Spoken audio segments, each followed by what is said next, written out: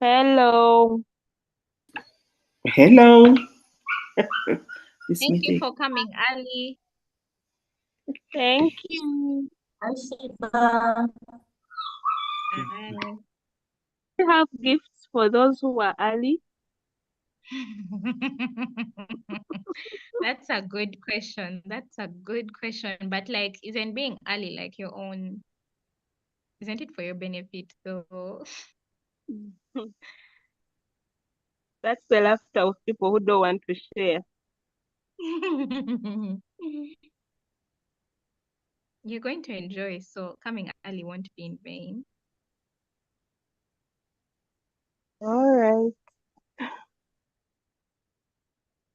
Sarah, you're welcome. Is this your first session this week?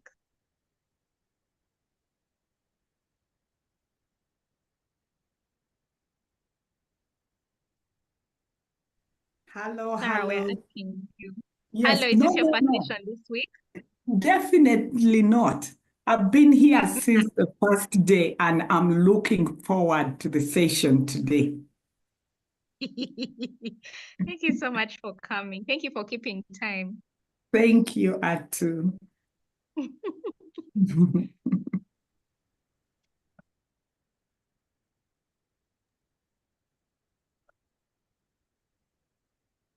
Someone else to greet us. Stella, I see you were unmuted. What did you want to say?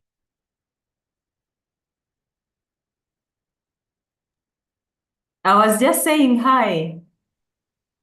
Hi, thank you for coming, Ali. I'm happy to be here. I'm Thank looking you. forward to everything that is in store for us here. You're going to be satisfied. So today I have a question for us, and I want us to be active. Do you feel your work is fueling your purpose, or is it just fueling your paycheck? Do you feel your work is fueling your purpose, or is it fueling your paycheck, only fueling your paycheck? George, I want to hear from you. Do you feel your work is fueling your purpose, or is it just fueling your paycheck?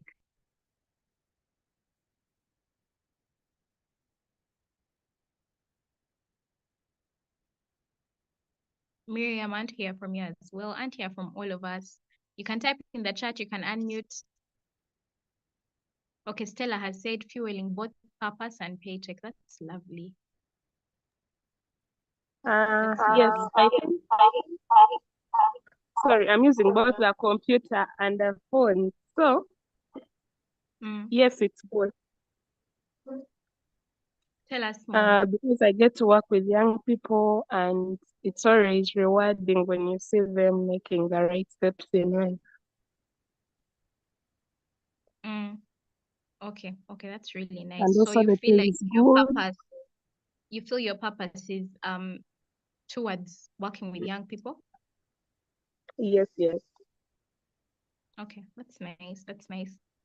George, I want to hear from you. I want to hear from everyone on this call. You can write in the chat.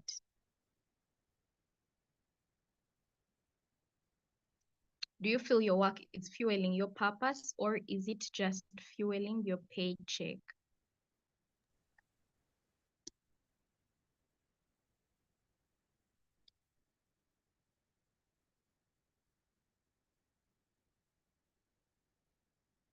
Why is there silence? Why am I hearing crickets? Yes, George, I saw you unmuting.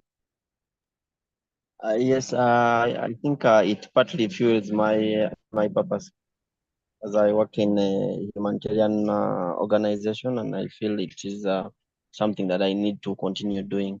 But I just feel that I can do more, and somehow I'm limited a bit. But then it is partly fueling my purpose also. Okay, that's nice. That's nice to hear. Well done. Just put it on there. Yes, Miriam, you've unmuted. Is that intentional?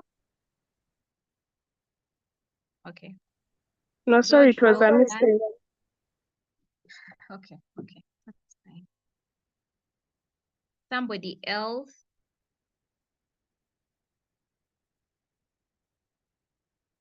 Do you feel your work is fueling your purpose or is it just fueling your paycheck? Want to hear from you.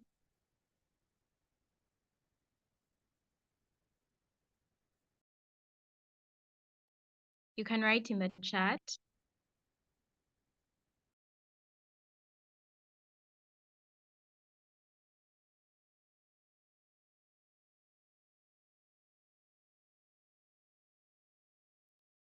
Atu, Yes. Shiba, I'm here with Alex, and he's saying that his work was fueling his paycheck. That is why he left it, not his purpose. Hey, he left That is it why he because of left that. the job. So, Yes, so it other was than just that, fueling the paycheck and not the purpose. so what steps is he taking to fuel his purpose now that he left? That's the question I have for Yes. him. Okay, let me ask him and then give you the answer. Because he's camera shy. Yeah, ask him, want to know. Zai, hi Jerry, you're very welcome. You found us in a discussion. And the question is, do you feel your work is fueling your purpose or is it just fueling your paycheck? Do you feel your work is fueling your purpose or is it just fueling your paycheck? Want to hear from you, Jerry.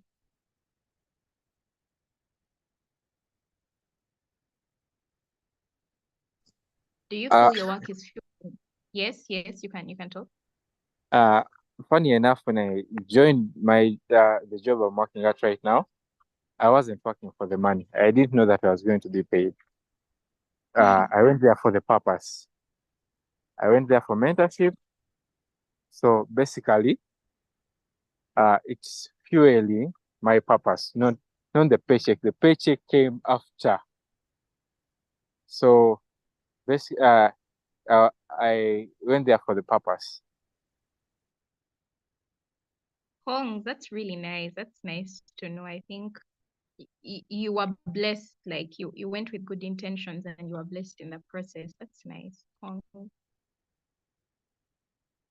Ruth, you're very welcome. Thank you for coming. Thank you for coming early. You found us in a discussion. Do you feel your work is fueling your purpose or is it just fueling your paycheck? So Miriam has said, I'm also here with my friend Marion. She says her work is fueling more of her purpose than her paycheck. That's nice. That's a very nice thing to say. Hilda, you're welcome. Thank You found you. us in a Good evening. conversation. Thank you for coming, Ali.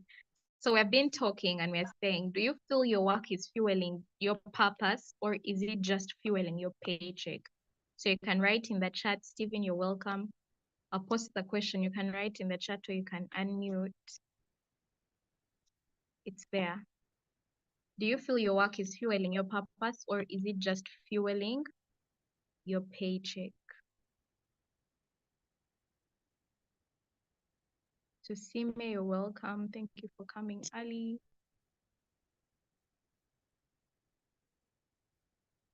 Okay, Hilda is saying, paycheck, I feel guilty even. That's interesting. That's interesting.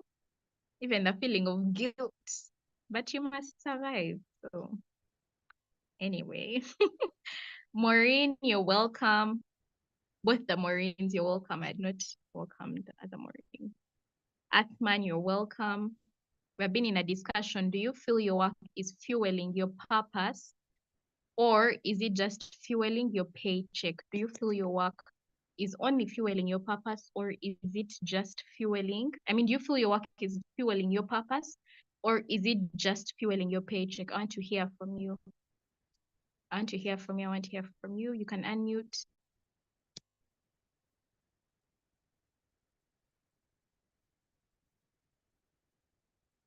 Do you feel your work is fueling your purpose or is it just fueling your paycheck? You can write in the chat as well. That would be fine.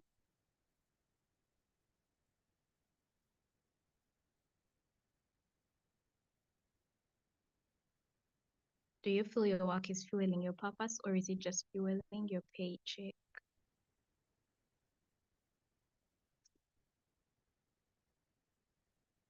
I'm seeing new people joining, but people are keeping quiet. Ruth, you're welcome. Adrian, you're welcome.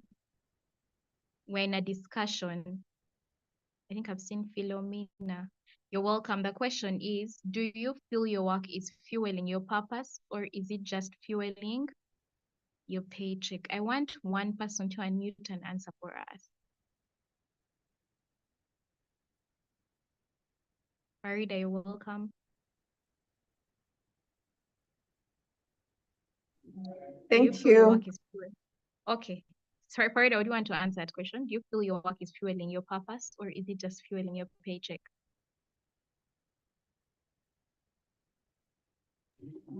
Okay, I don't have a paycheck at the moment, so I'm just trying Okay. out something. Yeah. Okay, that's nice. You're trying something. I hope what you're trying is in line with purpose. It's fueling my purpose, of course. Okay, that's nice. Because if it wasn't fueling any, I'd be like, okay, someone has written in the chat. I think mine is fueling confusion. Thank you for being honest with us, Adrian. Fueling confusion. Anne, you're welcome. Diana, you're welcome. Sarah, you're welcome. You found us in a discussion. Do you feel your work is fueling your purpose, or is it just fueling your paycheck? Do you feel your work is fueling your purpose, or is it fueling your paycheck? Stephen, I'm seeing you've unmuted. Is that intentional?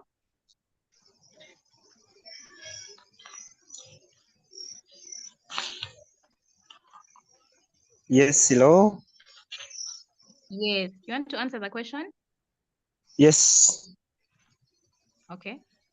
Oh, thank you so much. I feel like it is driving me to my purpose, not though very fast, but I feel it is because what I say, any time I get some pay, I'm able to do what I can, especially to move on to my purpose. It is helping me to some extent, though not very fast, but I'm working on my purpose so fast so that I see myself fueling my purpose as fast as I could.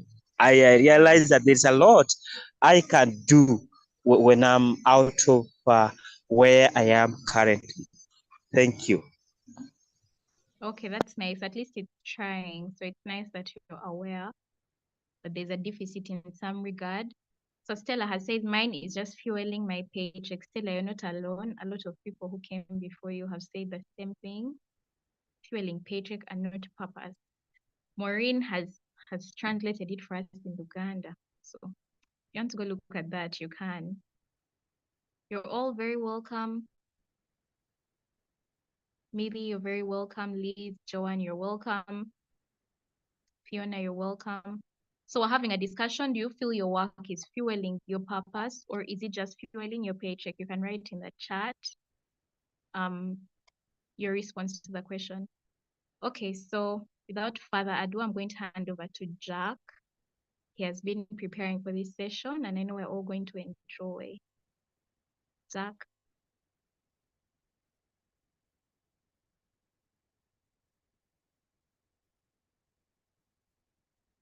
Hello. How's everybody? This is Jack Musali, and I'm with Miriam. And we are so excited that you're joining us for day 5. Day 5. We're cheering for you. We're clapping for you. This is amazing. You've been with us from Monday, and you've attended day 1, day 2, day 3, and you've been up to day 5. I want you to put a 5 for me in the chat if you've been here from the very start. If you joined us from day 2, that means you've been for 4 days. Put a 4 in the chat. If you've been here from day 3, put 3 in the chat. If you joined us yesterday, put a 2 in the chat. And if you're just joining us today, put for me a 1 in the chat. You're all very, very welcome. Whether you're joining us for the first time or you've been with us for all the 5 days, we are so delighted that you chose to take an hour and a half of your Friday evening and spend some time learning and growing. Here is what we're going to do today. Today, we are going to dive into a session in a short while from now that promises to change the way we think about work and the way we think about purpose and the way we think about entrepreneurship. So before we do that, I want to tell you a little bit about myself and about Miriam and the work that we do at J&M Musali Limited. But I think the best way to do that is to share with you this video. So let me share with you this video real quick, and then I'll come back and we can continue our conversation a little bit more. Here is a video.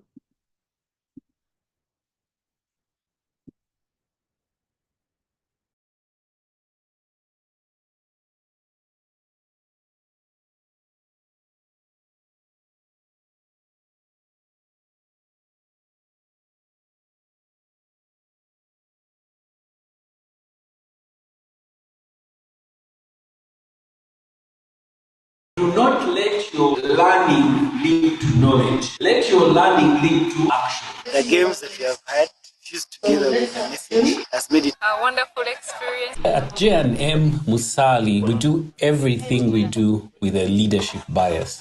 We believe that every one of us was made to be a leader, to be a person of influence. But you can't influence others until you can lead yourself. So we start from this premise, helping the individual to take responsibility for themselves. Together, everyone achieves more. And as they do that, they are better able to influence others. Back, river, back.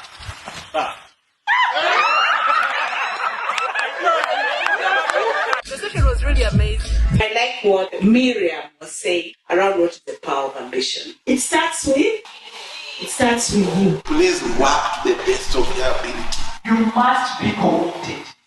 First to yourself, then to the organization. Envisioning something that you're not sure how it will work, but you know where you're coming from and where you're going. You just told us, it's not about the knowledge, right? You have acquired the knowledge, but what do you want to do with the knowledge? The focus on the person examining themselves. If we can learn to do things by ourselves, then we'll be able to give this country our very best. As an individual, when you grow, whatever knowledge you get is going to affect your work positively.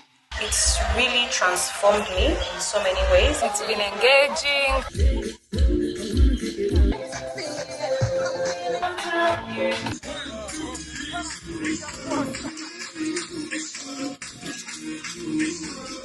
Everybody is important. At all times, you should have an opinion, an independent opinion. Change happens everywhere. And our best enemy is average. As J&M, we believe the non-negotiable requirement for change is attitude. The attitude you have when you come to work is a matter of life and death. There's no luxury in it. You have a vision.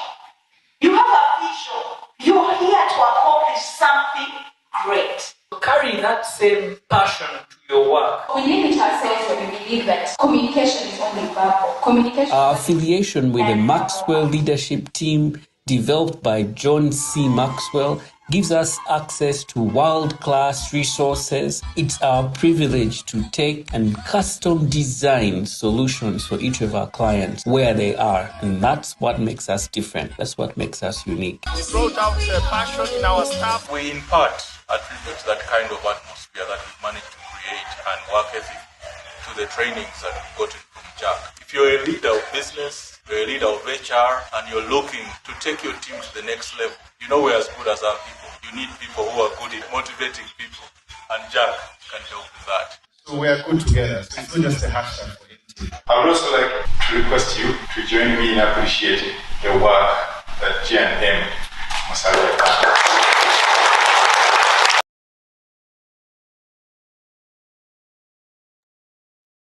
All right, so we are back. I hope you watched that video. And in that video, you can see J&M Musali. We are a leadership and governance training consulting firm.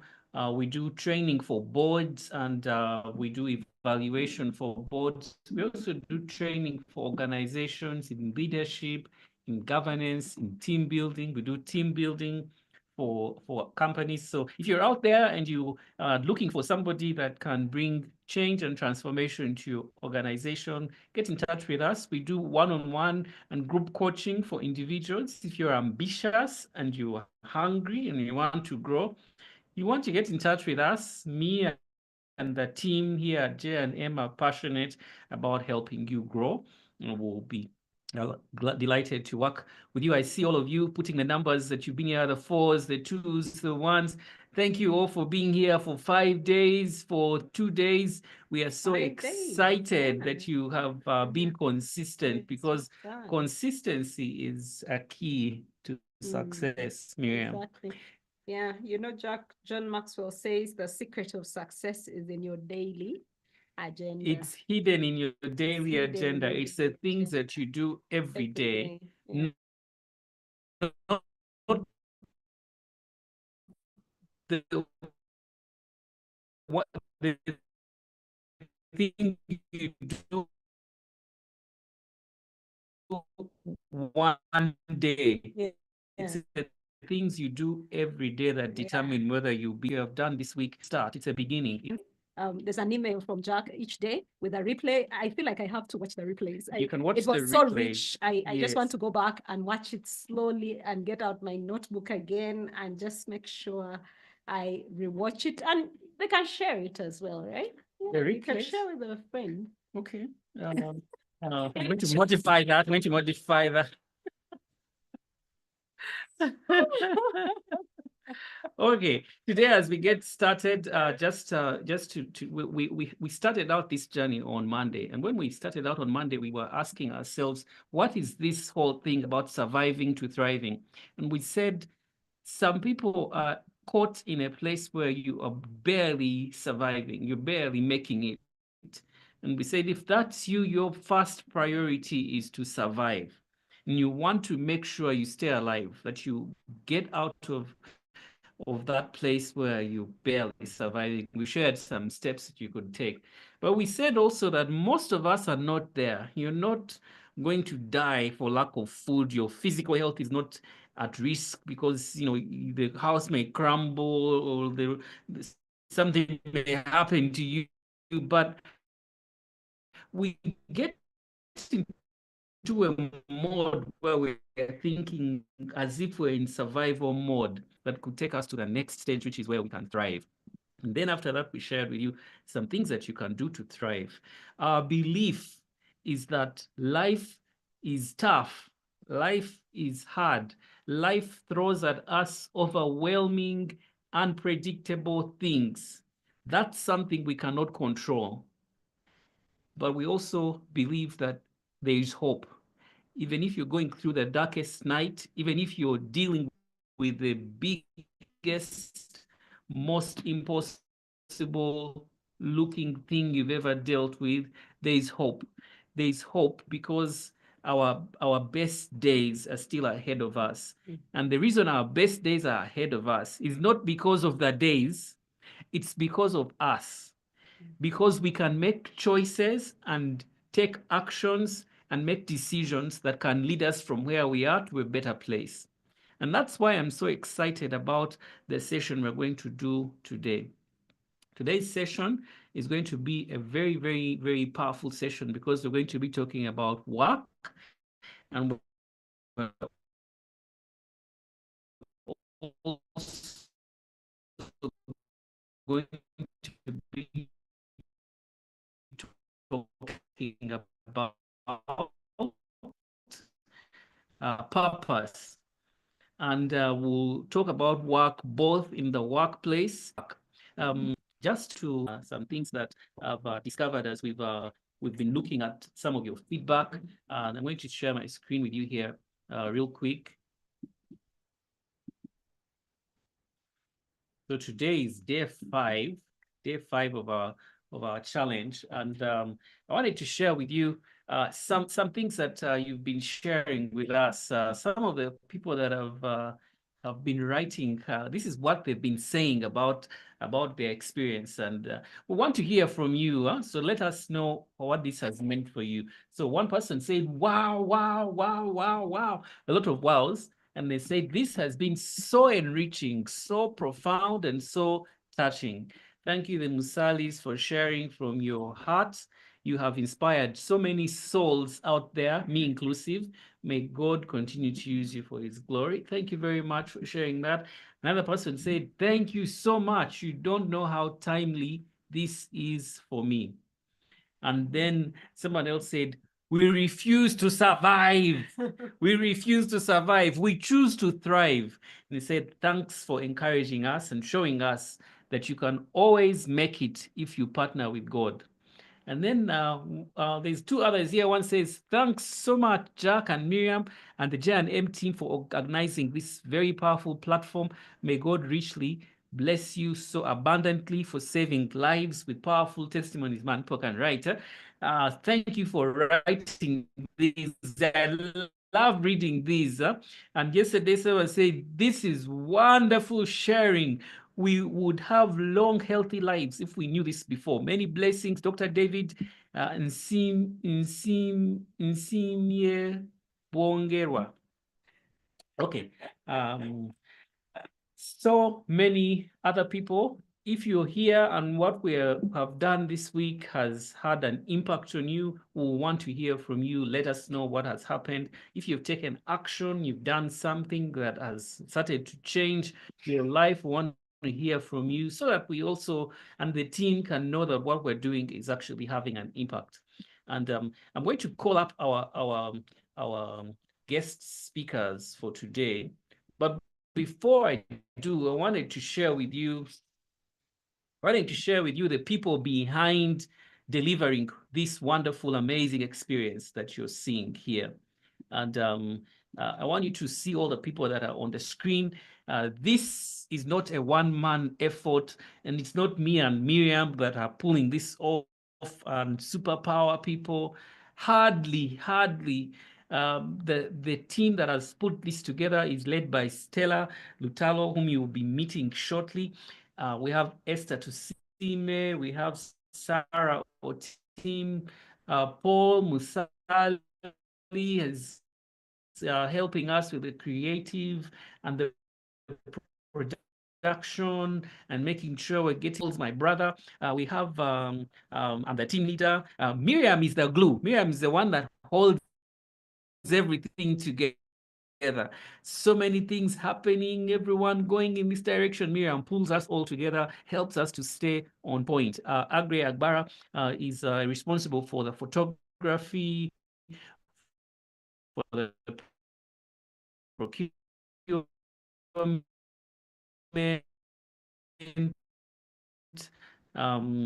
We have Ruth Biona. You met Ruth when we did the session on relationships.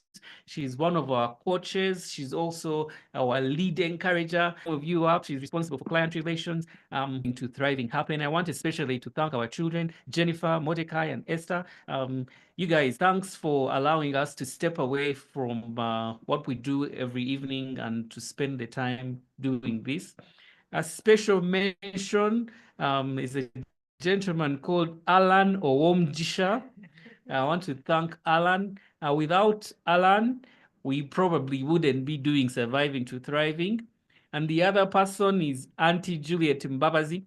Without these two people, they would be not Surviving to Thriving because they are responsible for making sure that we have a space ready, that we have what we need in the house to get this done. So I also want to thank all our speakers that have shown up this week and given of their time. And these people are amazing. These people have been amazing. Richard and Shifa, Kevin, Edward, you remember Edward and Marsha, Dr. David Indaula, Justice Mike Chibita, I'm so grateful for every single one of them for what they have done.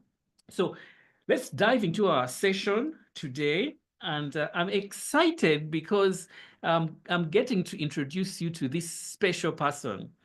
So this special person that is going to be our host today is Stella Lutalo.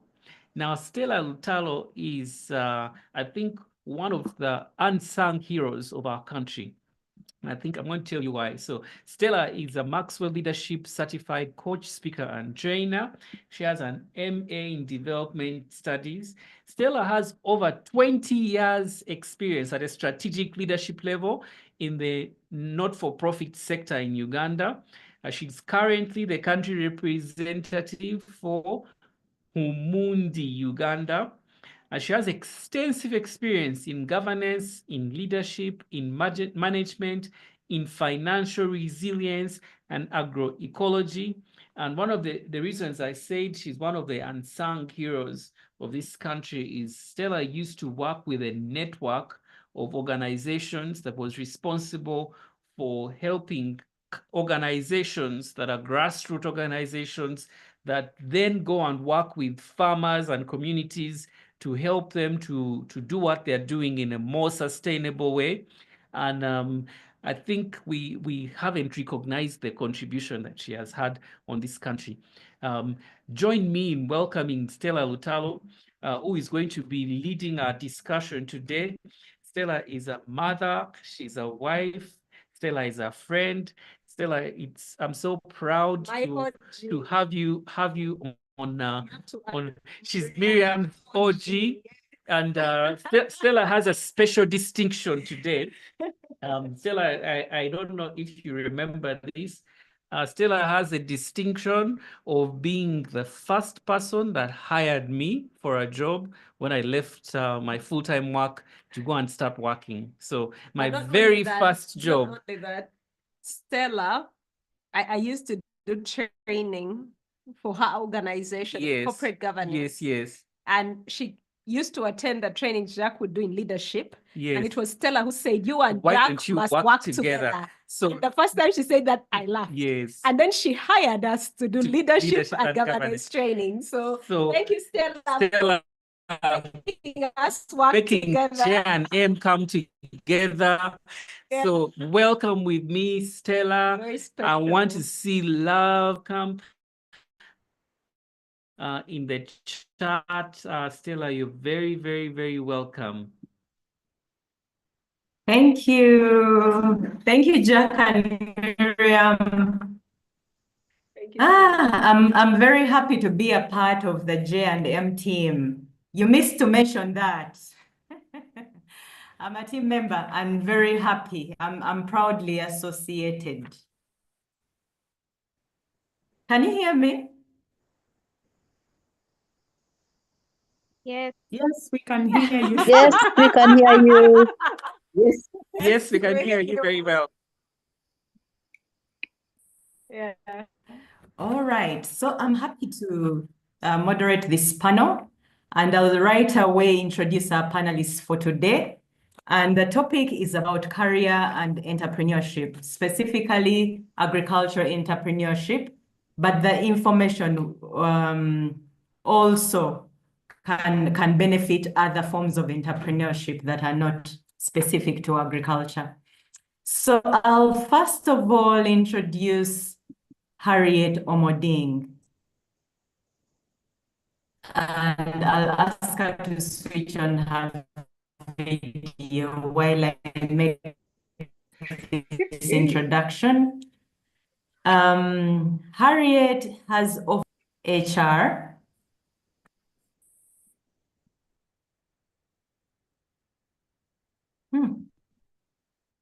My connection doesn't seem good. Maybe I could change to the other gadget. We can hear you, Stella.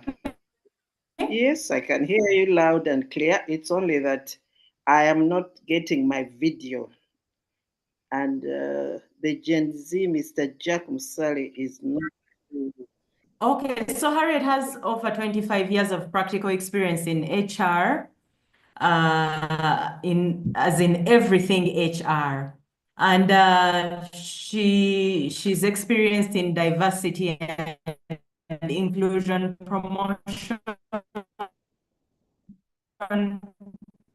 employee voice, employment law, well-being and workforce trends, partnership development, strategic team leadership, and organizational skills. Harriet has an MBA in HR from Makerere University and a postgraduate diploma in management. She's currently a board member at Mayfair Insurance Company Limited and Baylor School of Medicine. She's a founder and management partner of HOM Consulting Limited, whose core competences are change, risk management, HR, and business advisory. She has also previously led HR teams at Uganda Communications Commission, FINA Bank Group in Nairobi, Stanbic Bank, Post Bank, and Uganda Electricity Board, among others. So join me to welcome Miss Harriet Omoding. Can I see some hand claps, some welcome in the chat? Yes. Wow. I would also like to welcome Harriet. Welcome. Thank you, everyone. I would like to introduce Ruth. Ruth, can you switch on your video so that people can see you as I introduce you? So Miss Ruth Nabagala is an expert in agriculture entrepreneurship with over 10 years of experience in this field. She has a master's degree in business development, and she's currently leading the entrepreneurship unit at the Alliance for Food Sovereignty in Africa. She has advanced entrepreneurship initiatives. She has advanced entrepreneurship initiatives in various countries in Africa, including Uganda, Ghana, Tunisia, Zambia, and Zimbabwe. She spearheaded the development of the PESA agro-enterprise marketing model, which broadened market access for smallholder farmers in East Africa. Ruth is very passionate about empowering communities for resilience and sustainable food systems. And I have also been very privileged to work with Ruth for, close to 15 years. So Ruth, you're very welcome. And I'll go right away into the questions. And I'll start with Harriet. Yeah, so Harriet, as an HR expert, I'm going to start with one of the questions that HR people usually start with for interview panels. So Harriet, you're going to tell us about yourself, about your career journey, your story, and you're also going to tell us, have you ever had to survive, or has everything just been handed to you on a silver platter? Okay, let me see this, start my video. The thing has joined. Thank you very much, Stella. As I mentioned earlier, I am failing to start my video, but I hope you can hear me. At least we'll talk and see how we can get this video working in the interest of time. As you mentioned, my name is Clear, and I was reading on the chat, people were like, blah, blah, blah. I'm a grandmother if they don't know, but anyway. I'm from Kumi district, for those who know where Kumi district is, that is Eastern Uganda. And I am currently a qualified social worker, as you mentioned, and a chartered fellow of the Uganda Institute of Personnel Development. As you mentioned, I am an HR practitioner and an expert in every sense of the word. I am a mother of one and a grandmother of one. So whoever in the chat is doubting, it's about good eating and exercise. I am a daughter of Mr. and Mrs. Benamoteng. Those are my parents, retired civil servants. And I have a sister and 3 brothers. So that's myself. So why I'm saying that is that I'm a family person. My career, I think, is an interesting one. I started off in Kampala, Shimoni Primary School. Went on to Kitanti Primary School, where I was the head girl P7. Then I went to Mount St. Mary's College, Namagunga. Then to Makerere. And you mentioned something about having things on a platter. Everybody has to survive at some stage. And I will tell you, Stella, career is about starting from somewhere. And the most important thing was accepting that you have to start from somewhere. So in terms of my career, I started working in S4, my S4 vacation. And I think that's where it's important to see how humble you are and where you can start from. So my father would always say, instead of sitting at home, come and do some work. So I started working in a clinic, of all places, a clinic. But the beauty about this clinic is that it had all facets. You had front office, back office, medical. So it kind of opened me to the world of working. So I started working S4, you can imagine, and also S6 VAC and campus. The whole of campus I worked. And what was so interesting is that I never spent a weekend on campus. My dad would always pick me on Friday to go and work. So after my campus, I joined a company called InterAid. InterAid Uganda is a social work organization. I started off as a social worker. I worked there for 2 years. But you know, social work and administration are 2 different things. So an opportunity was brought to me to join administration. And I joined Uganda Electricity Board. Uganda Electricity Board those days was a very good company, a very big one. And I must say that's where the building steps were. That's where my roots started. My roots started off in Uganda Electricity Board. And that's where my career really started, because you need to understand that what do you want in life? And that's the most important thing, because most times we don't get the jobs that we want to have. But the most important thing is to have the humility to start from somewhere. And that's why I said there's some level of surviving in everybody's life, because in life, you always, even the Bible says you'll get tribulations, you'll get problems. But the most important thing is, what's your attitude in sorting these problems? So I worked even with Postbank, I worked with Crane Bank, I worked with Stanbic, I worked with Finabank, and I also worked with Uganda Communications Commission. So if you talk about work, what makes you tick in your job? What makes you tick is being the best. And for you to be the best, you need to know your job. So I always tell people, don't allow to take jobs that you don't have knowledge on, unless you are willing to learn very fast. So in terms of my career, what has really kept me going is the support from family, and above everything else is God. I think I was blessed and lucky. I've always had opportunities coming my way, but also I've also had to fight and do things that will make me succeed in life. So my story is, I'm a workaholic. I like to work. And for those who know me, I work from 6 to 8:30. It became very, very impossible to satisfy me. And you will notice most of my staff used to hide away from me. One of them is on this call, because I would really want to work. 6 o'clock, I'm in the office, 8:30, I'm leaving. So I'm the first in the office, last in the office. What does this do? It gets your work-life balance is poor.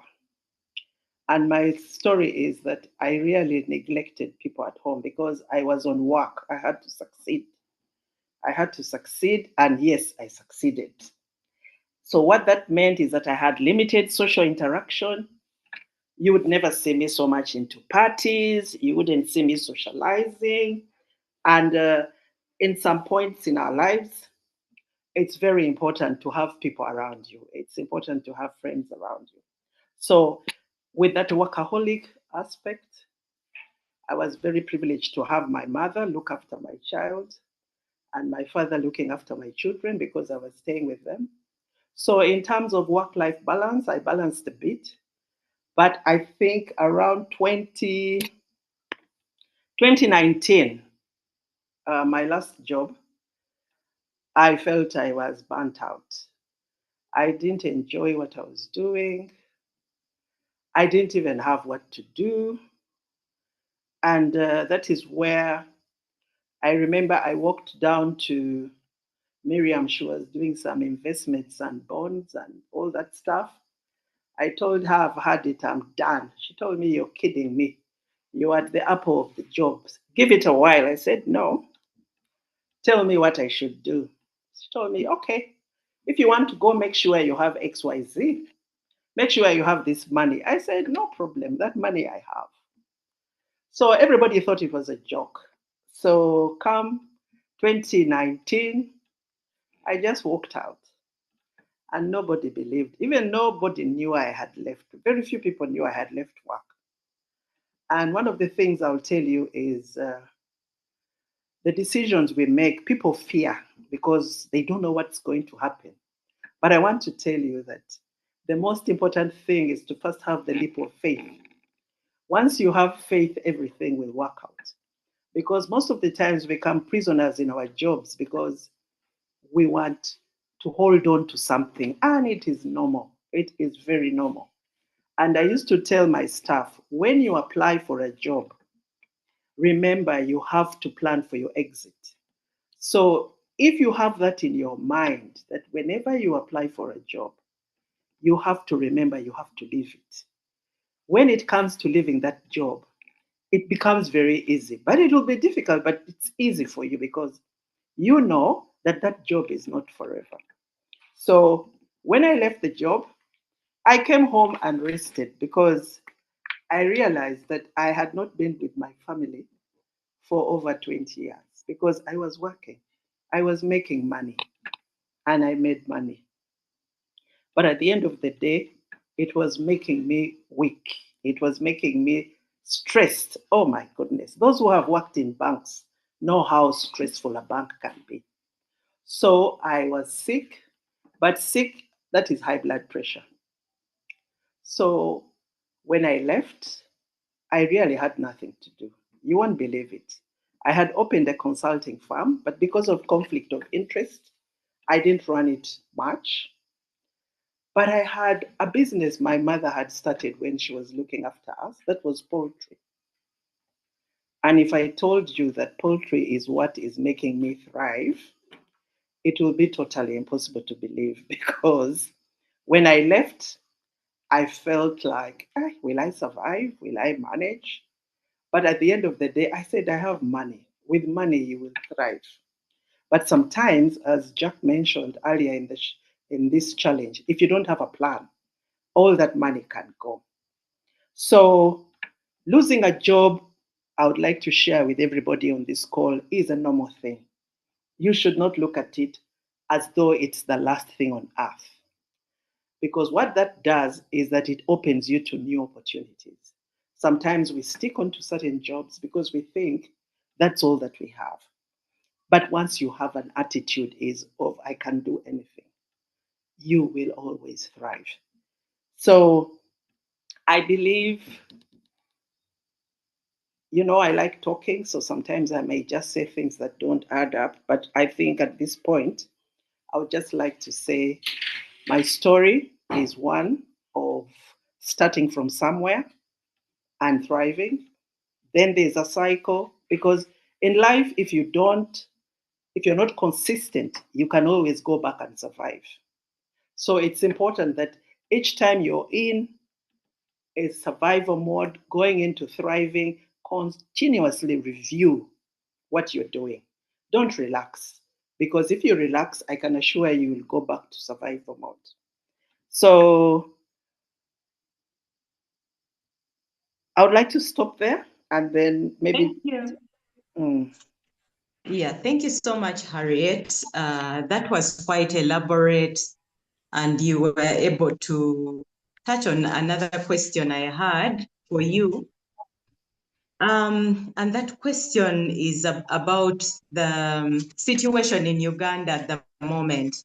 We're having so many people losing jobs, like the rationalization of government entities. Already over 200 people are jobless. Earlier this month, there was a headline in Daily Monitor that said that the headline was in the collapse of the NGO sector, and 8,000 NGOs closed in a space of 5 years.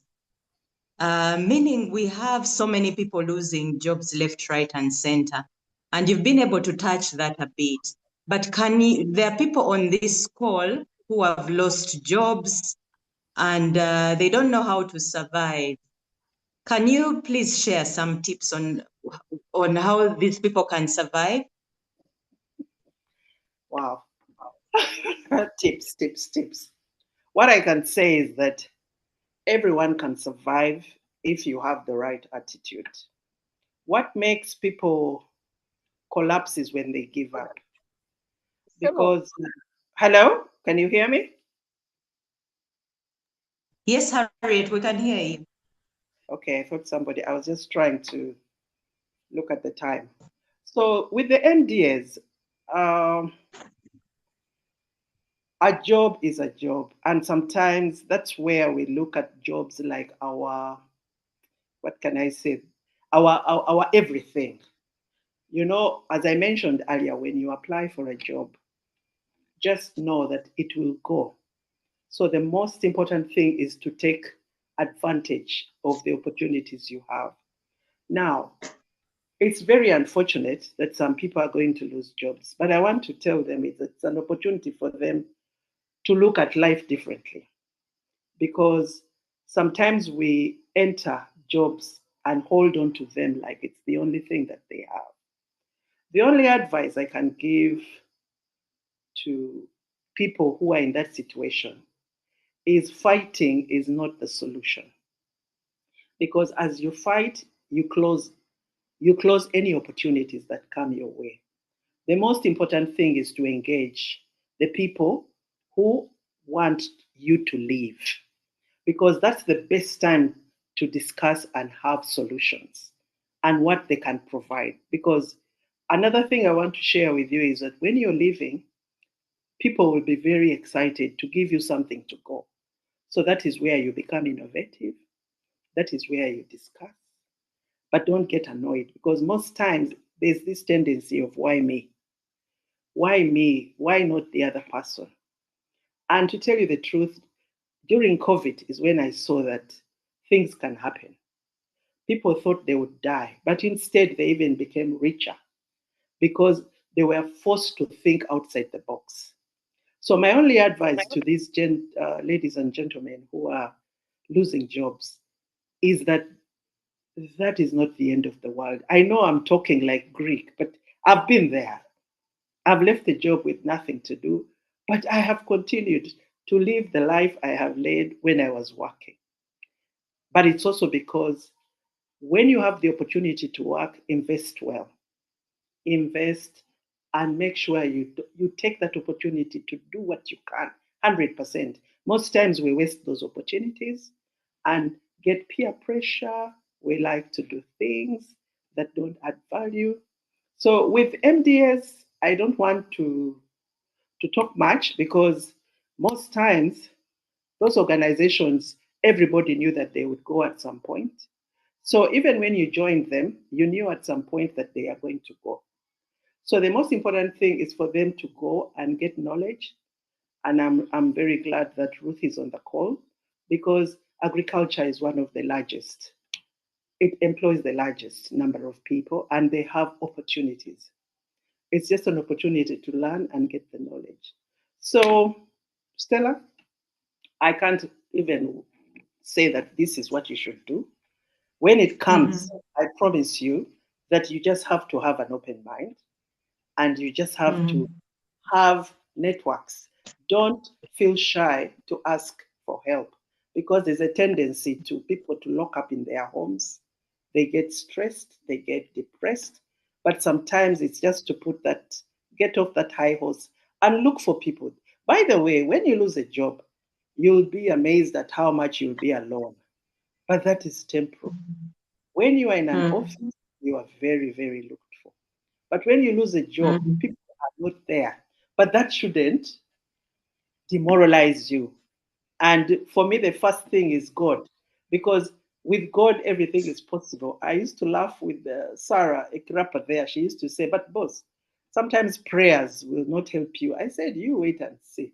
I will thrive more. Then she says, even me, I'll pray. So at the end of the day, prayer is number 1. 2 is networks. 3 is knowledge. And 4 is attitude. When you have those things, you're able to do that. Thank you. Wow. Thank you so much, Harriet, for all those insights you've shared. I like what you kept saying, that as soon as you get onto a job, you start planning your exit so that you're not caught unaware. And you also mentioned you need to invest well, and you need to have networks so that when you leave, you're not just in the middle of nowhere. Thank you so much. We'll now go to Ruth. She's going to talk about the agriculture side. Some of us here are having jobs, but investing or having side hustles, and many times people think about agriculture. Ruth, I want you to tell us about yourself and your passion for agriculture, and what you have been doing all over Africa in the area of agriculture entrepreneurship. Thank you so much, Stella. Thank you for this opportunity. I'm Ruth Nabagala, like you've already mentioned. And when I talk about myself on this subject, my parents will be the first people that I will mention. I grew up with a father who is a farmer. And my first memories, I remember, were him having big farms of pineapples. I remember sugarcane. I remember lots of bananas, but the small bananas, the sweet bananas. I remember a lot of passion fruit. I remember him having a diverse farms of different products. And then, to be honest with you, I really, really didn't like any type of work that I had to do around farming or whatever I was sent to do. The one thing I never appreciated that I appreciate today, and used to happen, that we never got hungry. If you're hungry, go for a banana. If you're hungry, cut up a pineapple, a whole entire free pineapple for yourself. Go for a sugar cane, go for whatever. Like, we had food full time. We had something to eat full time. Never appreciated it then, but whenever my memories go back to that time, I really am like, I actually was born with a silver platter. Or I was born with is it called a silver spoon or gold spoon or something? Like, we were so rich, but I didn't know that we were. And my early 20s is when I started to recognize that privilege. And by then my father was not into farming anymore, but I felt I missed it. He does farming, but in terms of providing food for the household, and I really missed it. And that is when I started growing a passion for farming. My passion for farming really came up.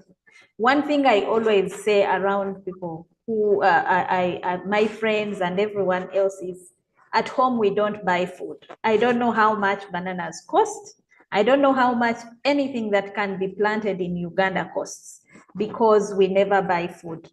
And as I grew up and started being responsible for myself, I established farms for myself that I can as well contribute to community, contribute to myself, to provide food for myself.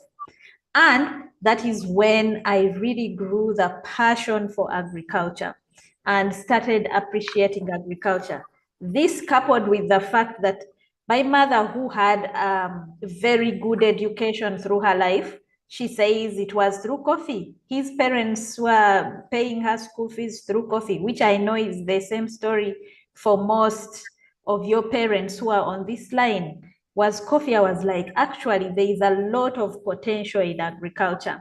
And that is how every time, as time went on, I really, really developed the passion for agriculture. However, I noticed that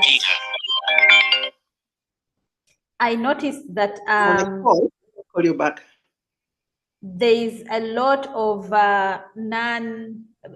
in terms of making money out of agriculture. That wasn't happening today. And because that wasn't happening, I kept thinking, how can you make money out of agriculture? What are the issues around agriculture that people are not making money out of it? And that really cemented my 10 and above years around agriculture and agriculture entrepreneurship. So thank you so much. Thank you, Ruth. Like you have heard, many people are losing jobs, and quite a number are considering agriculture. Many consider agriculture as a side hustle. We've heard from Harriet, when she resigned from her job, she started her poultry farming. Tell us and says, they are thinking of doing agriculture. Is that a good call? Is it a good move? How can one succeed in agriculture? Yes. Yes, you can. I mean, Harriet said it herself. She's thriving through agriculture right now. That's what I can say. What I would say is, don't consider, if you say I retired, just add that I retired from formal employment or retired from formal business. But agriculture, you have to go into agriculture still thinking that I'm changing my career. Because believe me, and anyone who is doing farming, plus Harriet, they can tell you, there is a lot of work that you have to put into.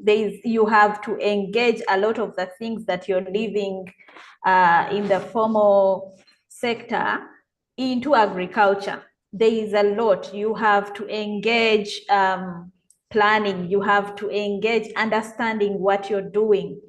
The biggest mistake I have seen over the years, especially from the people who are retiring, they normally have lots of money, maybe retirement money, or they have savings, lots of savings, and then they can go to a friend or go to Harriet and say, what did you do when you retired? I did chicken and I'm earning out of it. Then they get all the billions that they have and pour into chicken, not understanding how poultry works, not knowing where the chicken will be sold, not knowing what happens if the chicken gets sick, who are the doctors, or where do I get the veterinarians, or what do I feed them, where is the best food coming from? All these things are things you have to know even when you're doing any other type of business. But for some reason, when people go into agriculture, all this is abandoned.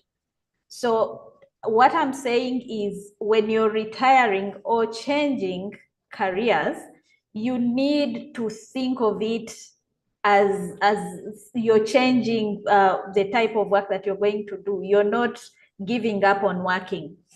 Some very key things that I need to mention still are, one of them is you need to start small as you understand the business. You need to start small, build the foundation, understand the business. Is it whatever that you're doing? Because I want to point out that this type of agriculture is the best above the other. As long as you understand it, as long as you know the sector, as long as you understand the value chain, you'll be able to, strengthen your business. But in most cases, it is, piggery, pigs sell, then you're going to eat, invest a lot into it, and those are the stories you hear from many people. Then the other one is, and this I learned from my MBA, for any small business, if any normal business requires 100% of your time, a small business needs 150% of your time. Your personal time, the investor, it needs 100% of your time, especially agriculture.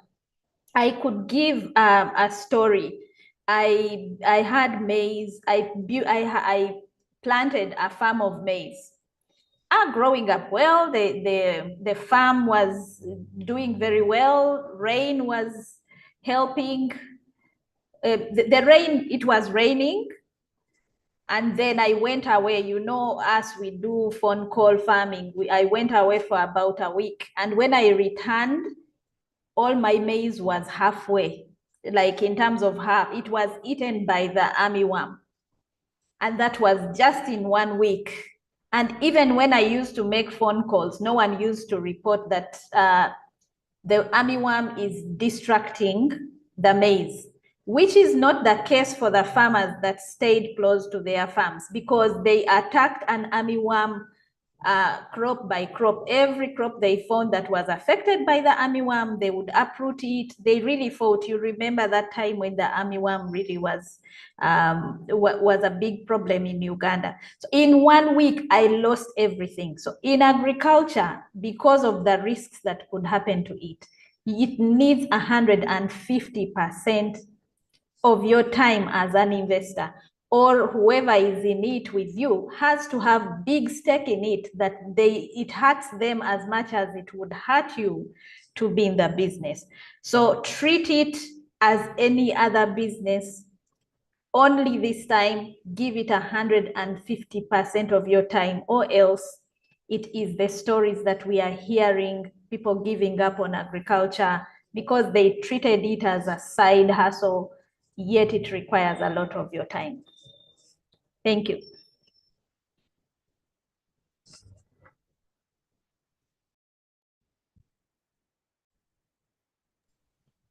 Hello, can you hear me?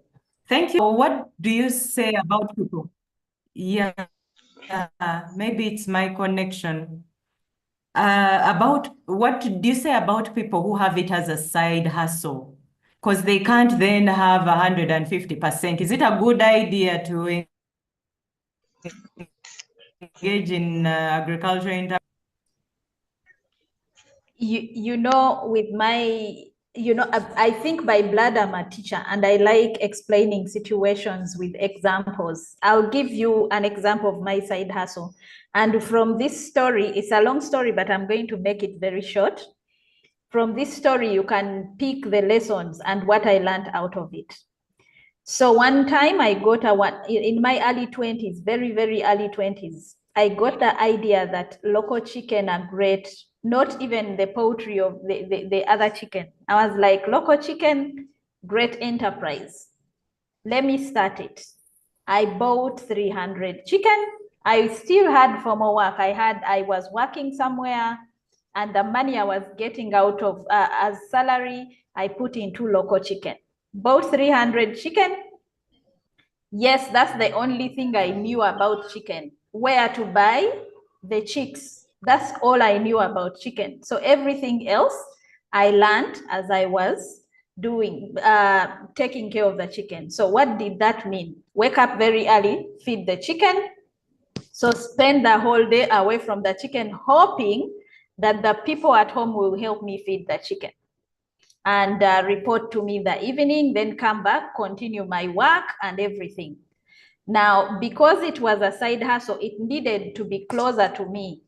So it was in Kampala, and in a very short while, the smell became overwhelming for the neighbors. So my chicken were chased away from Kampala. I had now to put in some money, transport it back to Luwero. Now it was a phone call poultry business.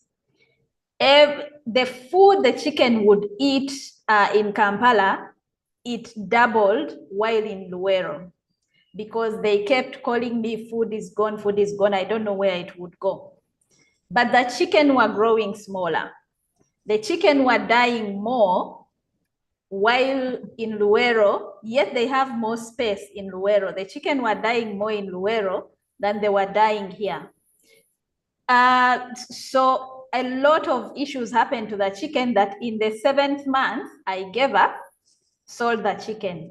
If I tell you I invested about 5 million, but made 500,000 out of that chicken, you won't believe. And there were 300, but by the time I sold, there were about 200 chicken.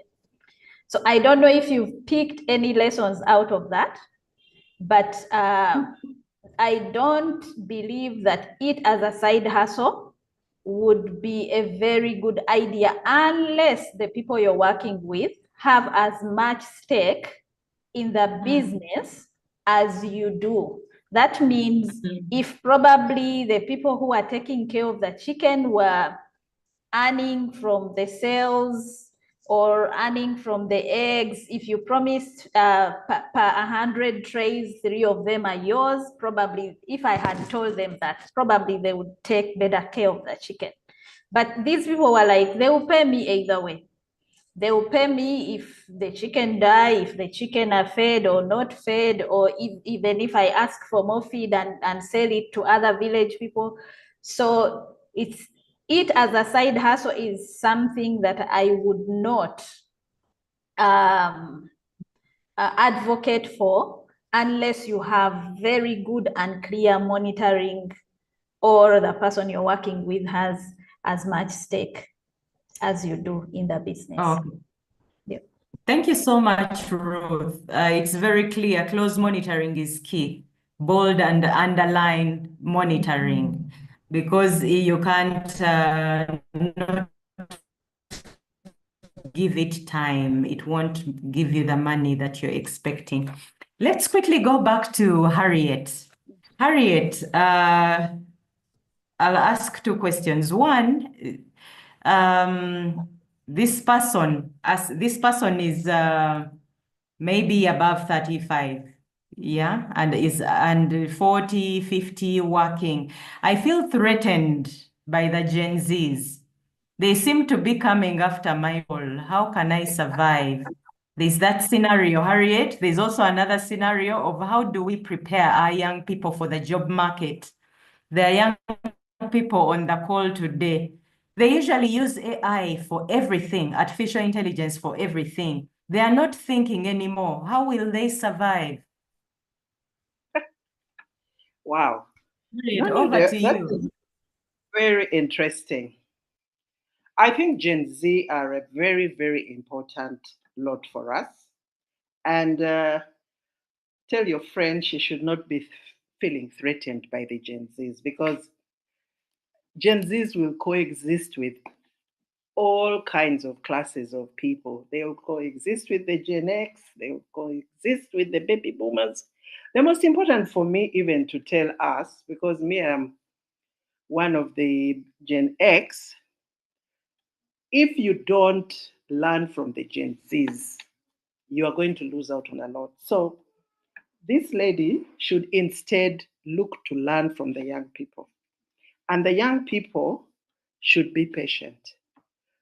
I have a son who wants to become rich quicker than I ever did.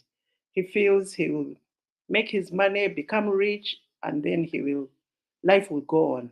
But he forgets there's a process. Okay? So in terms of the job market, we are moving into a very, very volatile environment. We are going through an environment where we don't even know whether we will have jobs, whether tellers will be required. I was reading somewhere in the UK where robots have started being tested. So things like customer service, things like working in takeaways. So I would suggest to your friend, learn more about what the Gen Zs are going through because the environments have changed. And you cannot be static. You have to be very open. And I mentioned attitude. You know, sometimes you say, me, I can't do that. That's for the young people. Young people are very light on their feet. If you are getting heavy, you are going to lose that job because people want people who will do results instantly.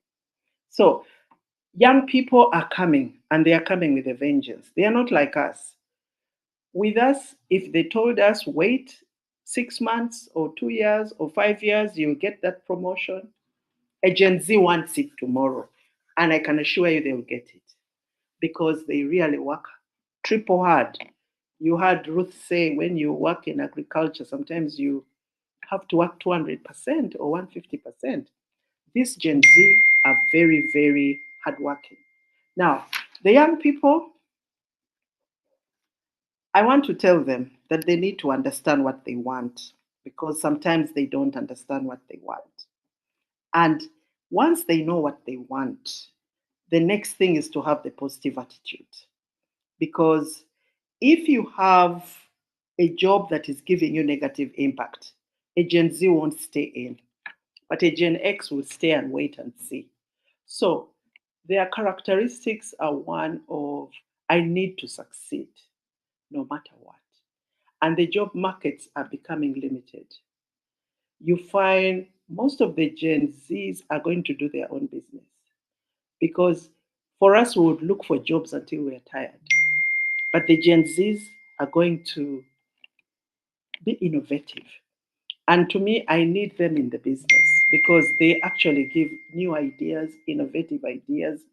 And as I said, you need a cluster of all those generations because you need a farmer who knows where, you know, I always tell my staff that when you're doing talent mapping, you don't only want high flyers. You even want those ones who are a bit weak because they are very patient. So going forward, I think for me is to give your friend peace, that they should not worry. Instead, they should be open-minded and learn more because things are changing. What you learned is not what the Gen Zs are learning. Things have changed around. So how do you stay? How do you manage your change? And how do you manage your risks? But above all, how do you stay and work together with these generations? Because we all have to work, we all have to pay bills. So we need to understand that we need each other. And I guess that's why human resources is going to take a very, very challenging role going forward. It's no longer about firing, training, and all that. It's now about, as you said, artificial intelligence is coming. If you can't handle a computer, I think you'll have a problem staying in the job. So I think all these are going to come into play and it will take us to where we all have to be. There's a lot of space for everybody. Thank you. Thank you, Harriet. Just one more question for you, Harriet. There are people here who have jobs. How can they give the calls? Do they have to avoid? How can they finish well? What advice do you have to give? Can you just say that again, Stella?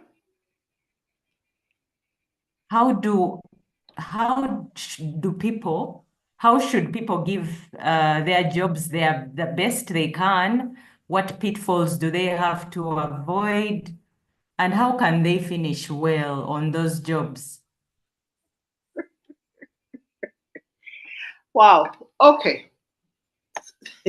When you start to work, oh Jesus, you just have to, first and foremost, as I said, know your job. Okay. When you apply, you know, sometimes we apply for jobs we don't know how to do. that's a very huge risk because you'll be exposed.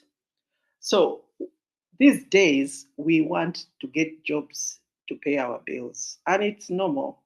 But at the end of the day, it doesn't make your career, because you need to make a career with what you know and how you know how to do. So if you're given a job that you can't do, learn to say no. Okay? Don't just take it for the sake, because you're going to kill your career. So if you really want to do a job well, first of all, you need to have knowledge for it.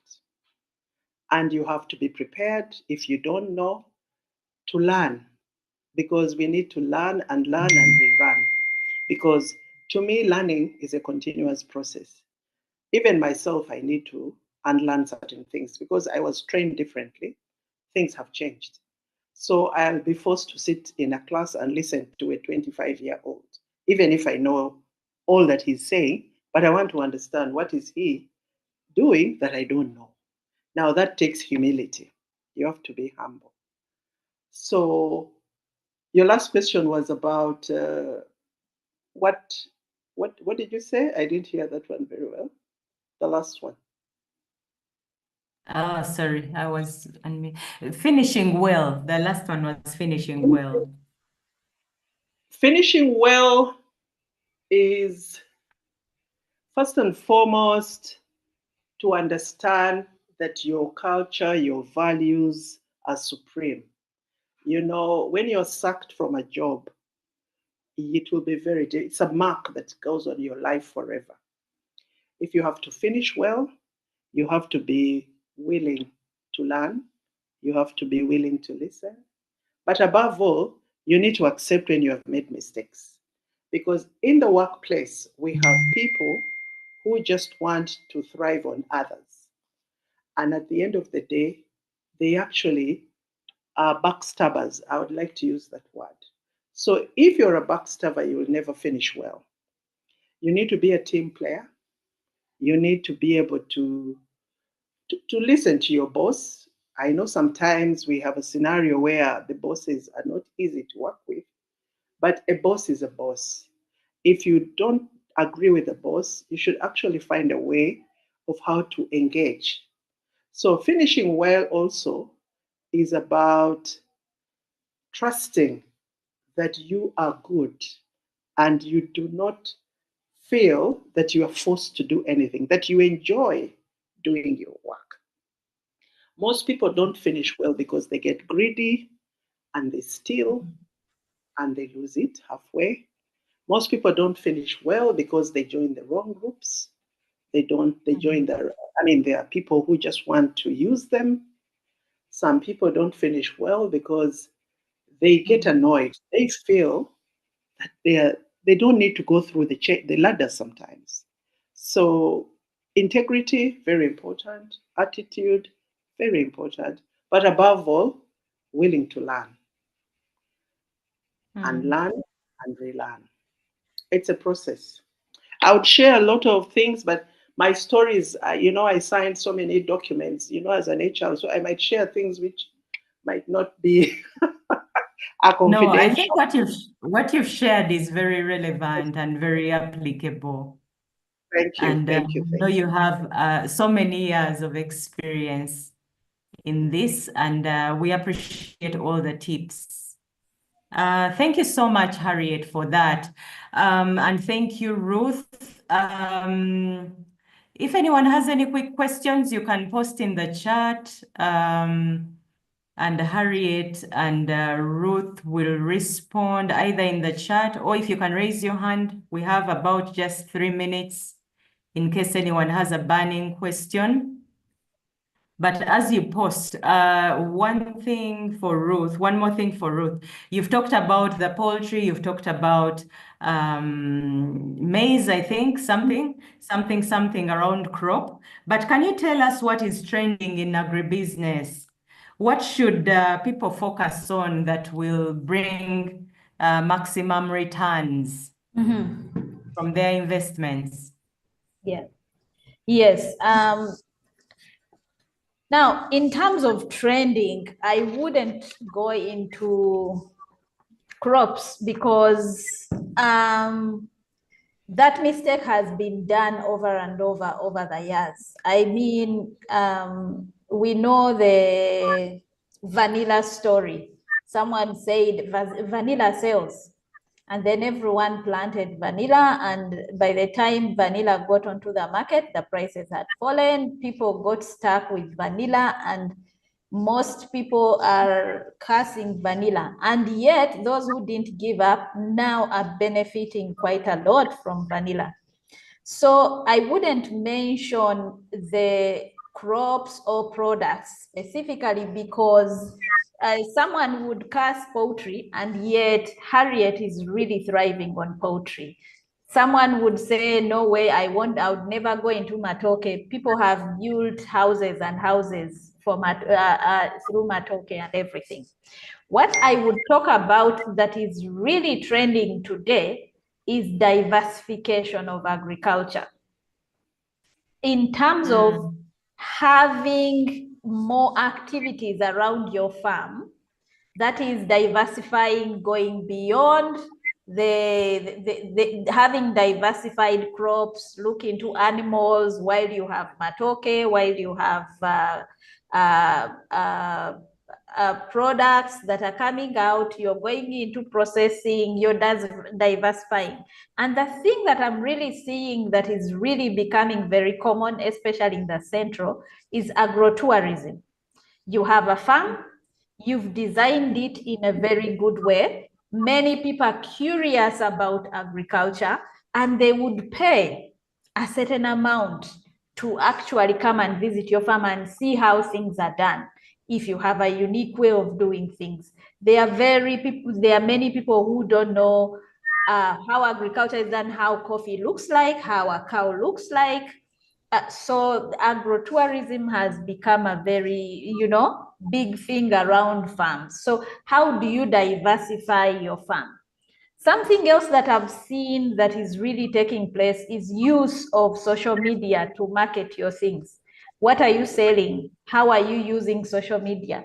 Some farmers that I've talked to have said, I actually ran out of what to sell because I said just one thing on TikTok, I said one thing on WhatsApp, everyone came and the demand was higher than even what I could provide. So go into marketing and using the current social media. Breaking the chain. Don't go through, I will sell to the trader who will sell to the market.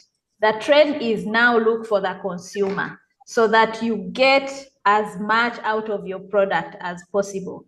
There is a group of farmers in Nachifuma. They provide vegetables house to house in Kololo. So that means they are getting as much from the vegetables as they should instead of being abused by the middlemen. So these are some of the trends that are taking place. I wouldn't really break into specific crops, this and that, because depending on where you are, what you're selling, the period that it is. I mean, Mukene was selling quite a lot during COVID. There are many things that sold quite a lot during COVID, but if you planted then, you're probably cursing them right now. So yeah, that's what I can give as feedback on that. Oh, wow. Thank you, Ruth. I think that is very, very useful information about the trends. Ruth, I'm suggesting you post in the chat your email address and phone number. Connie, Ruth is going to share her contacts. She's able to connect you to someone who can help with the home farming. And finally, in 1 minute, our time is fast spent. Eustace, in 30 seconds, Eustace, you're an agricultural entrepreneur, so I guess you're sharing more tips. Yes, Yeah. 30 seconds for you, Eustace. Yeah, thank you very much, Stella. I'd also like to thank Ruth and Harriet. However, from my observation, I realized that Harriet, based on her habit of waking up early and sleeping, going off work late, I think she's born to succeed. So I think she can succeed in or any enterprise starts. Yeah, when you look at the two models, Harriet's model and Ruth's model, yes, for Ruth, I think it's for somebody who doesn't have a lot of resources, who doesn't have a lot of money. That's why it would need to diversify. But as an entrepreneur, if you want to risk, then you have to specialize. And I think that's where Harriet is earning lots and lots of money. I'm an entrepreneur, as Stella said, but for me, if you are to start small, then you need to diversify. But if you have the money, you can as well specialize. So that's what I can say in the 30 seconds, Stella. But I want also to thank the Musalis for motivating you, who also happens to be my mentor. Thank you very much. Okay, thank you so much, Eustace, for that input. I would like to hand this back to Jack. Over to you, Jack. Wow. Oh my goodness. Guys, let's thank our panelists. Let's thank Stella for leading this discussion. The questions Stella asked were really, really pointed, really good questions, and our panelists have really done a fantastic job. So let's go to the chat. Thank you very much. Thank you, Stella, Harriet, for sharing your own. it's amazing. That was fantastic. Ruth, it was so nice to see you and just to hear you speak again. Harriet, thank you very much. We have a lot of respect for all of you. Wow. This has been an incredible journey. Can you imagine where we've come from? We're now at day 5. We started out the week talking about surviving and asking ourselves about how we can go from there. And we've talked about money and wealth. We've talked about relationships, and we talked about health. And today we were talking about how to thrive in your work and entrepreneurship and have purpose. As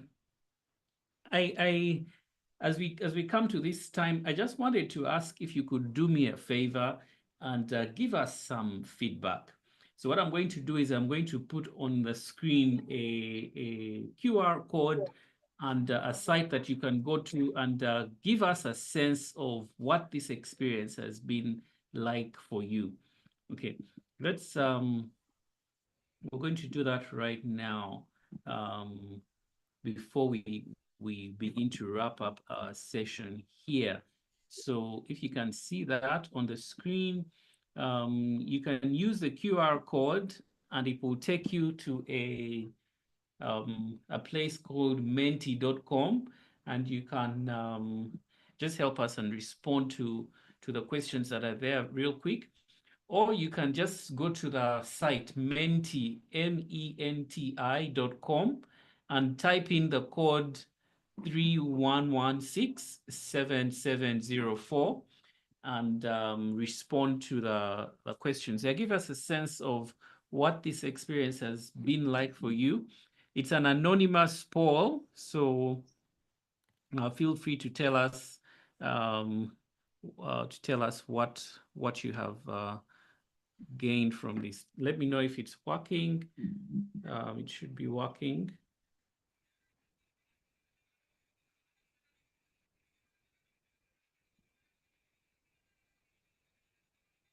Okay.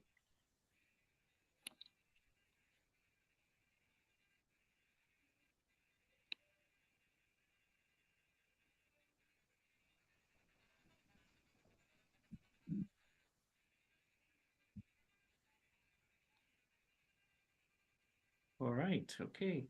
So this will be our chance to just hear from you what your experience has been like today.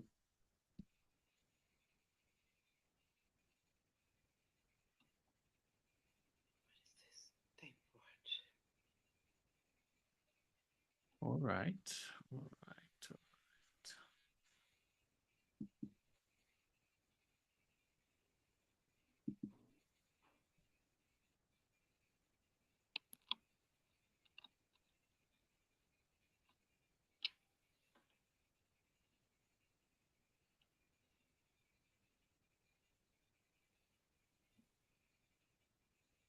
I've also typed the code in the chat. The code is in the chat. The site is also in the chat. So that's another option of how you can go and give us a sense of how it's going.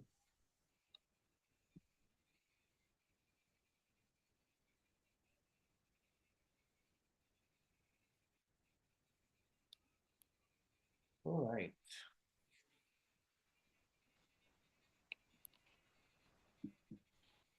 Okay.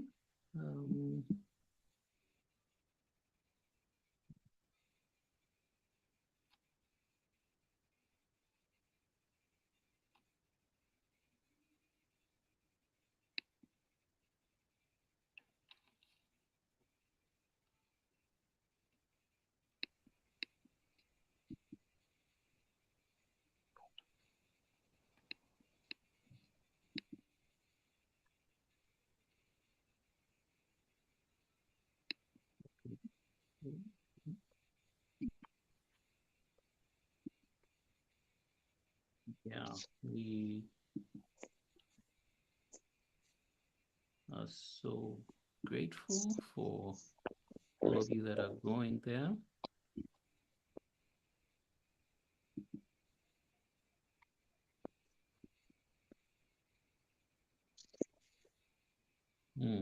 Okay.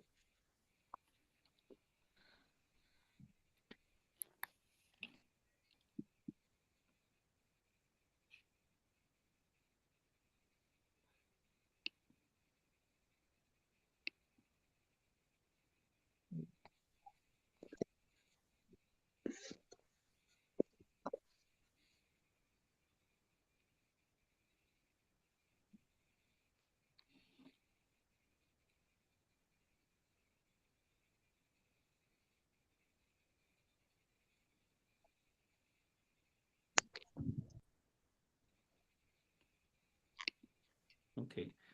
So have we finished? Has everybody finished? You've made it to the end?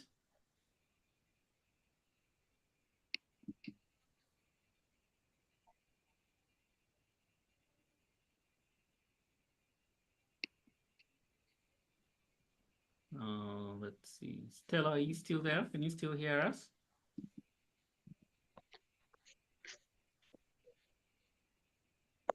Yes, I can. Okay. Have you been able to go to the end?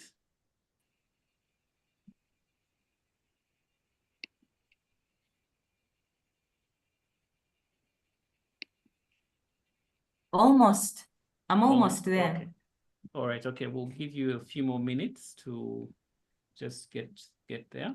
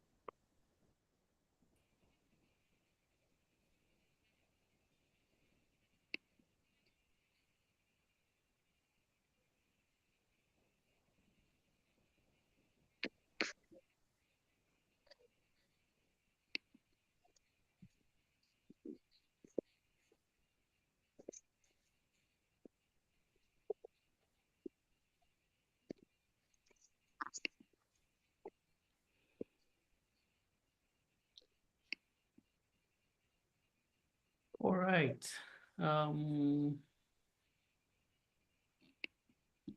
We'll just take 1 minute and then we'll wrap up there. Somebody missed the instructions for the QR I'm code. done. You're done. Okay, great. If you missed the instructions, you can go to menti.com, and when you go to menti.com, you'll be able to use the number. The number is 31167704. That's the code, and you can give us your thoughts on your experience here. So I'm looking at the results, and there's a chunk of you that have said that you would be interested in a follow-up program. And over the past few weeks, or the past few days, I'm saying weeks, feels like a lot has happened in a short period of time. We've been sharing with you an opportunity to go from surviving to thriving. We've given you challenges of things that you can do, for yourself, things that you can do at your workplace, things that you can do with your family. Some of them are things that have to do with your relationships.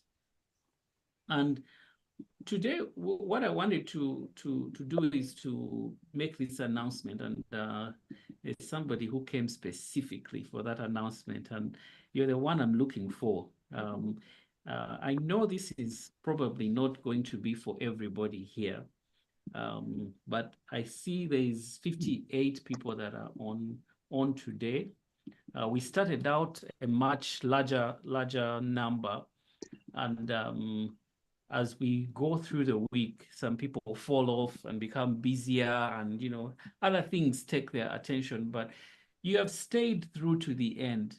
And some of you have already seen progress from the comments that you've been making. You've already made changes in your attitude, in your mindset. You've already started to take action. But I want you to imagine what would happen if you continued with this momentum into the new year. What would happen to you? Where would you be this time next year if you continued into the new year with the momentum that you have? And that's why what I wanted to do today is to invite you to join us for the next step. And I want to just remind you of something that I shared with you earlier. And this is where it's going to come to. As we close today, we're going to close our session in just a few minutes. And as we are closing, what I want to remind you about is that line in the sand that I shared with you, drawing a line in the sand. On one side, this line is everything that you look at and say, this is not where I want to be. On the other side of that line is all the things you dream of for your wealth, for your health, for your career, for your relationships. And what I'm asking you to do today is to draw a line in the sand and promise yourself that you're going to do whatever it takes to go to the other side. And I asked you those questions. What are you choosing? What are you doing? And who are you becoming? These questions are important. And you can go and definitely do this on your own. What we've shared with you this week is so powerful. If you take it and take action on it, it can change your life. Ask Barbara. Barbara came to Surviving to Thriving in the second year that we did it, and it changed Barbara's life completely. Barbara was in a place where she was desperate. She was struggling with some relationship issues, some things at work, but she made changes in her life. And when we met her to hear the story, Barbara was a different person. Other people that have come to the Surviving to Thriving Challenge have also been impacted by it. So we're sure that this will change your life. But what I'm inviting you to, and this is the announcement I want to make, for some of you, you are at a place where you are ready to take action, and you would like to do this with a group of people, a small group of people. You'd like to have coaches working with you, and you would like to start doing this now, you're at a point where you are saying, me, I'm ready. I'm willing to make an investment of my time. I'm willing to make an investment of my money to get further than I am today, to continue this momentum. If that person is you, what I want the announcement I want to make is we want to invite you to join something that we are calling the Thrive Blueprint. The Thrive Blueprint. One of the things that I realized this week is, for a lot of us, what we need is we need to take a step back and take all the things that have been shared with us and turn them into something that we actually do. But doing that on your own sometimes is tough because life gets in the way and there's work to do and there's children and there's what and there's what. So if you're here and you're saying, Jack, that's me, what I want you to do is I want you to go into the chat right now, and I want you to type the words Thrive Blueprint in the chat. If that's you, go into the chat, and I want you to type the words Thrive Blueprint in the chat. We're going to reach out to each and every one of the people that types Thrive Blueprint in the chat. And we'll be sharing with you an opportunity to work with me and the group of coaches that we have here. We will design together the path to your thriving future. What we're going to do is we're going to help you to do what we discussed.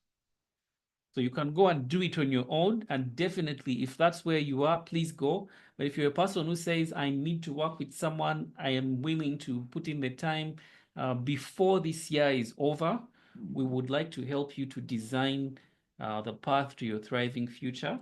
Go to the chat and type Thrive Blueprint. Now you may ask yourself, Jack, I'm not sure, what is this going to be like? What we're going to do is we'll be sharing these details with you. Probably it's going to be online, delivered online.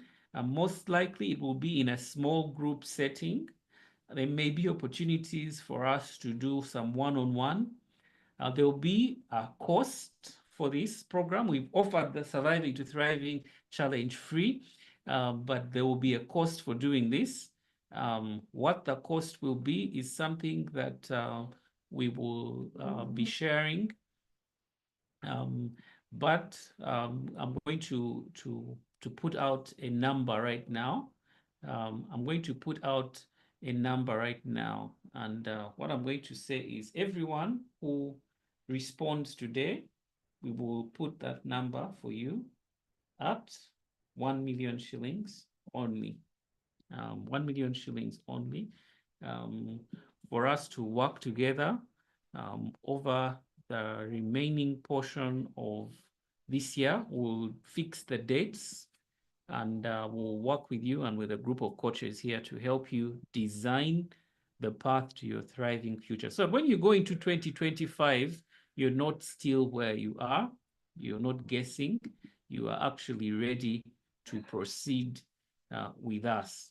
So I see some people who have typed in the chat. Yes. Okay. If you are still on the fence and you're wondering, I'm not sure if this is for me, we will open up the Thrive Blueprint on starting today. As soon as we close, we'll be opening it up. Everyone whose name is in here will be reaching out to you. We'll also invite some of the other people who haven't been able to make it here. What you can expect from us is expect from us an email by tomorrow morning, where we will ask you to just share with us some more of your information, and we'll share with you a little more of what we are thinking. I'm going to stop here right now. And what I want to ask you, if you're here and you did not type Thrive Blueprint in the chat, And I want you to ask yourself, why did you not type Thrive Blueprint in the chat? Drawing a line for you in the sand, make a decision. As we close today, I want you to make a decision on what you're going to do. So we're going to close with those 3 questions. As we go, what are you choosing? What are you doing? And who are you becoming? I want to hear from every single one of you that is here, your response to one of these questions. As we close today, what are you doing? What are you choosing?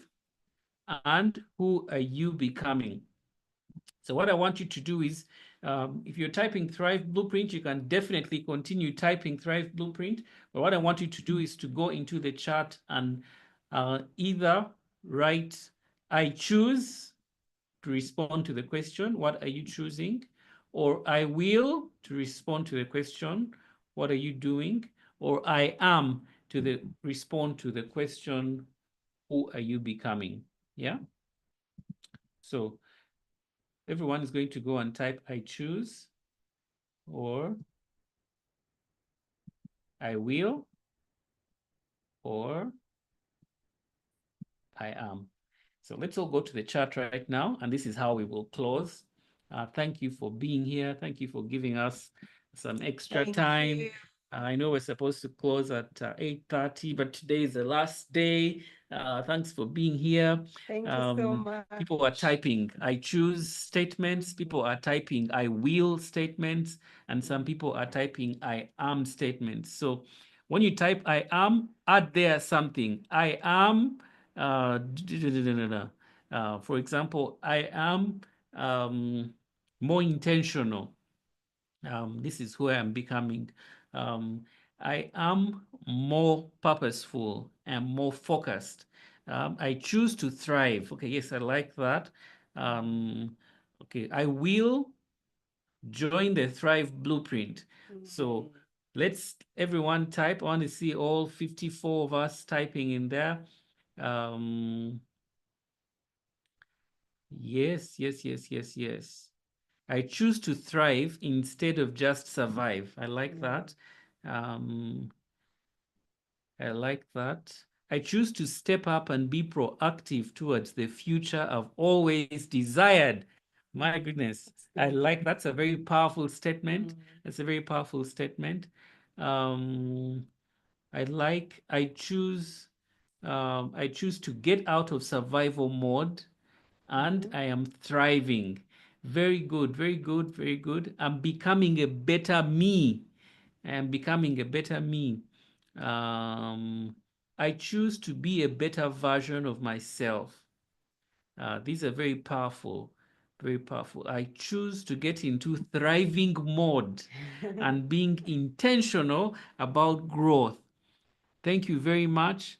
What we are doing is we are making statements, declarations that change the course of your life forever. When you start saying, I choose, it's a choice I am making. I'm taking control. When I say, I will, I'm saying I'm going to do this for sure. When you say, I am, you're making a declaration about the kind of person that you are becoming. So I choose to thrive from stagnation and becoming my true dreams. I will be a better me going forward. Wow, wow, wow, wow, wow. Thank you very much. Thank you very much. Thank you very, very, very, very, very, very, very, very much. So I'm now going to bring it to a close. If you're still typing Thrive Blueprint, please go and type. And how I want us to close, I know some of you will not like to do this, but we're going to ask you to do it anyway. It's the end of the surviving to thriving. We've made it to the end. We've made it to the end. And now what I want you to do is to please turn on your video. Some of you, I have never seen you before. Some of you, this will be a good time to see you again. Please turn on your video. And let's end by just all turning on our videos. Look at Sarah. Sarah, we see you. Fiona, I see Fiona. Yes. Yes. We'd like to see everybody. Wow. Okay. I see Edwin. Edwin, I see you. Ronald, Joan. Guys, thanks for being here. This has been an amazing experience for me and Miriam. It's a privilege for us that we got to do this and to be here with you for these days. David, Bonnie. I see Bonnie. I've seen Millie. Have you seen Millie?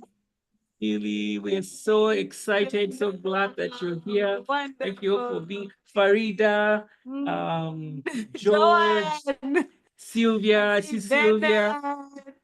Thank you all, Lydia. Thank you all very much for being here. Thank you for being here. We appreciate you. I'm going to ask you to unmute, and let's hear your voices, and you can hear other people's voices. Hi, Uncle Jack. Thank you. Thank you, Uncle Jack. Bye-bye. Thank you, Miriam. Bye-bye. Thank you. We are very Wow. Thanks so much for being here. God bless you.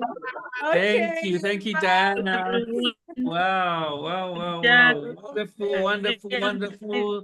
Wonderful. Thank you, everyone. All right. Stella, thank you so much. You did such a fantastic job. Bye. Bye. Thank you too. Thank you. Thank you. Bye.